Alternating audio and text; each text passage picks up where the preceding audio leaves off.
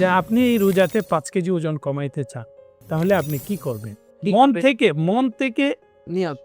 সিদ্ধান্ত নিবেন যে আমি এই রমজানে ওজন কমাবই। আসসালামু আলাইকুম। Artha insights with doctor Noman Facebook page ও ইউটিউব চ্যানেলে সম্মানিত ভিউয়ারদেরকে স্বাগতম। আজকে আমরা কথা বলবো আর্থোস্কোপি, আর্থোপ্লাস্টি ও ট্রমা সার্জন ডাক্তার আব্দুল কাদের নোমান স্যারের সাথে।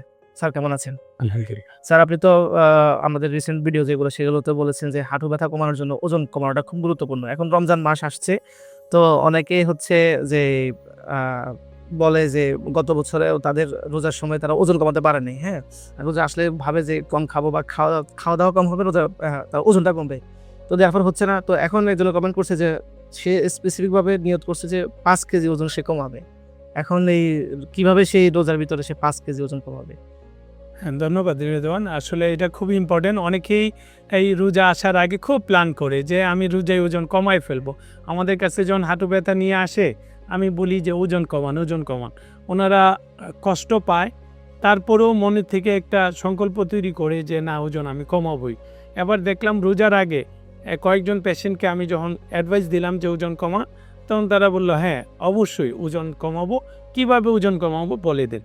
সেটাই আমি যা পেশেন্টদেরকে বলেছি আজকের ভিউয়ার্সদেরকে সেই বিষয়টাই জানাতে চাই যে আপনি এই রোজাতে 5 কেজি ওজন কমাইতে চান, তাহলে আপনি কি করবেন? হ্যাঁ, আপনি খাবারটাকে সেহরি এবং ইফতারের খাবারটাকে একটু লিমিটেড করতে হবে।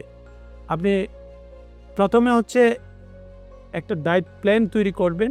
প্রথমে হচ্ছে আপনি মানে কি মন থেকে নিয়ত। সিদ্ধান্ত নেবেন যে আমি এই রমজানে ওজন কমাবই। এই সিদ্ধান্তটা যদি মনের ভিতর থেকে না নিতে পারেন তাহলে হবে না। আচ্ছা, এটা 1 2 নম্বরে এবার একটা ডায়েট প্ল্যান করবেন। খুব সহজ ডায়েট প্ল্যান করেন, অনেক কঠিন করে ডায়েট প্ল্যান করার দরকার নেই। যেটা হচ্ছে যে আপনি সেহরির সময় আপনি একটু দই খাবেন, হাফ গ্লাস অথবা ফুল গ্লাস দই খেতে পারেন, 2টা ডিম খান, আর কিছু বাদাম যদি খান সেটা, এবং হাফ কাপ ভাত খেতে পারেন। কার্বোহাইড্রেট একেবারেই কম। সাদা ভাতটা অ্যাভয়েড করতে পারলে ভালো। সেক্ষেত্রে আপনি লাল চালের ভাতটা হাফ কাপ ভাত খাবেন। এই হচ্ছে সেহরি সময় খাবার। আপনি ইফতারের সময় আপনি একটা খেজুর খেলেন আর একটু সালাদ খেলেন। নামাজ পড়লেন, 15-20 মিনিট পরে এসে হাফ প্লেট ভাত খেলেন, একটু আমিষ জাতীয় খাবার খেলেন। আমিষ জাতীয় খাবার বলতে আমি বোঝাবো যে মাছ, ডিম, মাংসের মধ্যে আপনি গরু খাসি অ্যাভয়েড করেন। আপনি মুরগির মাংস, কবুতরের মাংস বা হাঁসের মাংস এগুলো খেতে পারেন। এইটা খেলে আর আপনি এই সেহরি ইফতার থেকে সেহরি পর্যন্ত 2 থেকে 2.5 লিটার পানি আপনি পান করবেন। এটা আপনি একটু পর পর পান করেন। অনেকে যেই কাজটা করে ইফতারের সময় একসাথে 4 গ্লাস 5 গ্লাস পর্যন্ত শরবত খায়, পানি খায়। এটা করবেন না কখনো, কারণ এটা করলে হুট করে এই হাইড্রেশনের ওভারলোড পড়ে যায়। ওভারলোডে অনেক সময় এর তীব্র সাইড ইফেক্ট তৈরি হয়। সেই জন্য আপনি যেই পানিটা খাবেন অল্প অল্প করে খাবেন। 1 গ্লাস ইফতারের সময় খেলেন, 15 মিনিট পরে যে আপনি খাবার দাবার খেলেন তখন আরেক গ্লাস বা 2 গ্লাস খেলেন। এরপরে আপনি নামাজ পড়তে গেলেন, তারাবি তখন খেলেন, আইসা একটু খাইলেন, সেহরির সময় খেলেন। এইভাবে 2 থেকে 2.5 লিটার পানি পান করবেন। 4 নাম্বার হচ্ছে আপনি ইফতারের 1 ঘন্টা পর অথবা তারাবির পরই আপনি 30 থেকে 40 মিনিট ব্রিক্স ওয়াক করবে। তাহলে আপনি যদি এই নিয়মগুলো মানেন, আমি আবারও সামারি বলি, সেহরির সময় আপনি 2টা ডিম, হাফ কাপ লাল চালের ভাত এবং দই খাবেন। ইফতারের সময় একটা খেজুর আর একটু পানি জাতীয় পানীয় কিছু খাইলেন বা সালাদ খেলেন। ইফতারের 15 মিনিট পরে আপনি আমিষ জাতীয় খাবার খেলেন, হাফ কাপ লাল চালের ভাত খেলেন, পানির পরিমাণ 2 থেকে 2.5 লিটার খেলেন, এবং সর্বশেষ হচ্ছে প্রতিদিন আপনি 30 থেকে 40 মিনিট ব্রিক্স ওয়াক করবেন। যদি এইটা পুরো রমজান করে যেতে পারেন তাহলে আপনার 4 থেকে 5 কেজি ওজন কমবে। আচ্ছা, তাহলে যে ব্রিস্ক ওয়াক এটা কি? মানে এটা যে বলেন। সুন্দর।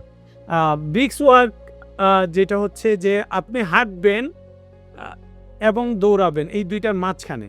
মানে হাঁটা এবং দৌড়ানোর মাঝখানে যেই অবস্থাটা থাকে সেইটাকে ব্রিস্ক ওয়াক বলে। যে ধীরে আপনি ধীরে দৌড়ানো। হ্যাঁ, আপনি ধীরে, ধীরে দৌড়াবেন। এমনভাবে দৌড়াবেন যাতে শরীর দিয়ে ঘাম ঝরে এবং আপনি কথা বড় সেন্টেন্স এই দৌড়ের মধ্যে বলতে পারবেন না।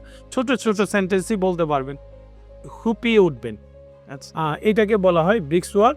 এই ব্রিস্ক ওয়াক ৩০ থেকে ৪০ মিনিট যদি আপনি করেন তাহলে সেই ক্ষেত্রে দেখা যাবে যে ৮,০০০ থেকে ১০,০০০ ওয়াক যদি হয় তাহলে সেখানে আপনার ৫০০ থেকে ৬০০ কিলো ক্যালোরি লস হবে। এই লসটা প্রয়োজন। যারা ওজন বেশি কমাইতে চান তাহলে এই লসটা বেশি যদি করেন বেশি ওজন কমবে।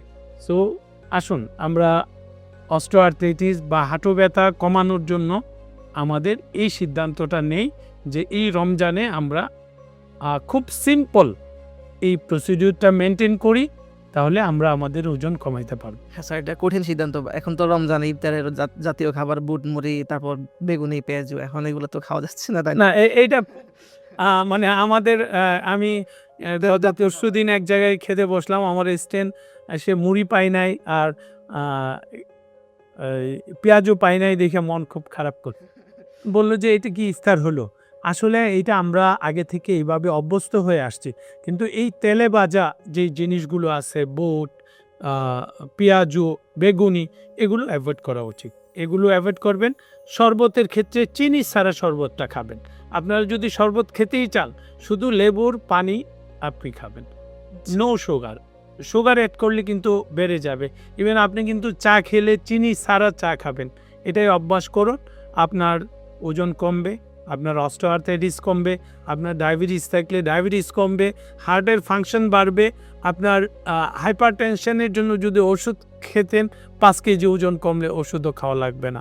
চলুন আমরা আমাদের এই রমজানটাকে ইবাদতের সাথে সাথে আমাদের শরীর গঠনেও সিদ্ধান্ত নিই। জি, ধন্যবাদ স্যার। দর্শক, আমরা বুঝলাম এখানে আসলে নিয়তটা গুরুত্বপূর্ণ। নিয়ত না করলে আসলে এই যে খাওয়া-দাওয়া কন্ট্রোল করাটা ডিফিকাল্ট। ধন্যবাদ স্যার আপনাকে।